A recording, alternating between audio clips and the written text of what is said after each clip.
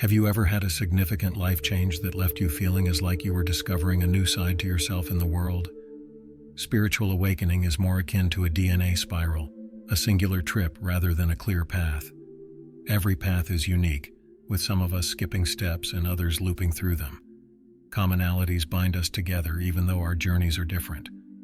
Let's keep things straightforward and examine the 5 phases of spiritual awakening. We're going to examine the 5 stages of spiritual awakening today, providing you with information on each one and assisting you in determining which level you may be in. 1 is living firmly in the ego's domain at this early point in the spiritual awakening process. Without conscious awareness, thoughts and emotions rule this condition of existence. The person strongly connects with these ideas and emotions, considering them to be essential components of their identity. There is minimal space for a distinction between the self and the subjective experience because of the ego's strong hold. People may find themselves in this situation not actively creating life, but rather responding to it. Restricted control results in negativity, rage, and defensiveness. Life appears to go according to a script, and each tragedy experienced serves to confirm the sense that one is powerless. The person becomes entangled in their own story, seeing life more as something that occurs to them than something they actively design. During this phase, it is difficult to see other people since one's perception is shaped by their own experiences and assumptions. This ambiguity promotes a distorted perception of reality and makes it difficult to truly understand other people.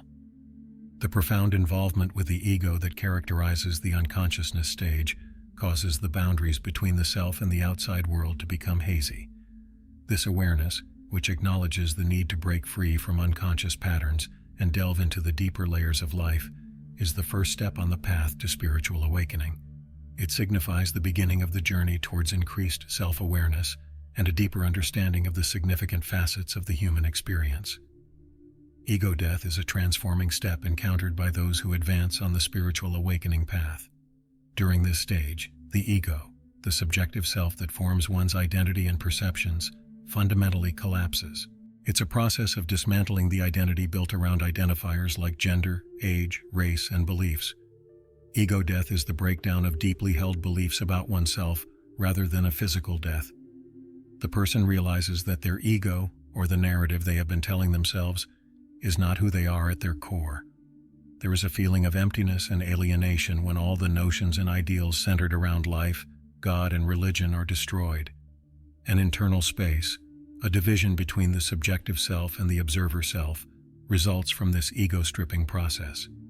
This observer self was hidden during the unconscious stage, but now it is more noticeable. The person begins to realize that they are more than only the ideas, feelings, and identity connected to the ego. The consciousness of the observer self, the portion that simply watches and lives life without getting caught up in the stories of the ego, arises with ego death. The person starts to realize that the ego is a construct created by acquired behaviors, life experiences, and cultural conditioning rather than the actual self. This phase initiates a basic change in viewpoint, leading to a more profound comprehension of oneself. Acknowledging the delusion of the ego and realizing that the narrative one tells themselves is not the essence of who they are is the road towards ego death. It marks a turning point toward a deeper level of self-awareness and opens the door to greater research into the structure of reality and the levels of consciousness. The spiritual awakening path reaches the search phase after transcending ego death.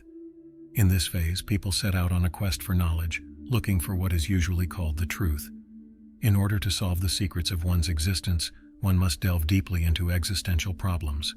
During the search phase, people frequently look to a variety of sources for direction. They might read spiritual books, consult spiritual mentors for guidance, and watch documentaries that delve deeply into thought-provoking subjects. A genuine desire to understand the essence of who they are, the reason behind their birth, the purpose of existence, and the character of God is what drives them on their adventure.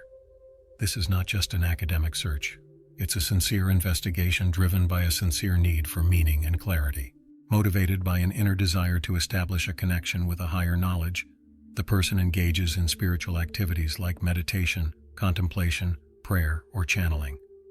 People may find comfort in spiritual teachings that align with their developing consciousness as they move through this stage. Each book brings a sensation of lightness and connectedness, and reading turns into a route to enlightenment. An eagerness to learn new things that fit with the developing understanding of oneself and the universe characterizes this period. The real self emerges at a critical turning point in the spiritual awakening process for each individual. A significant departure from pretense and an awareness of one's own nature are hallmarks of this stage. The person comes to a point where the facade they may have put on for the outside world starts to come apart as their true nature emerges.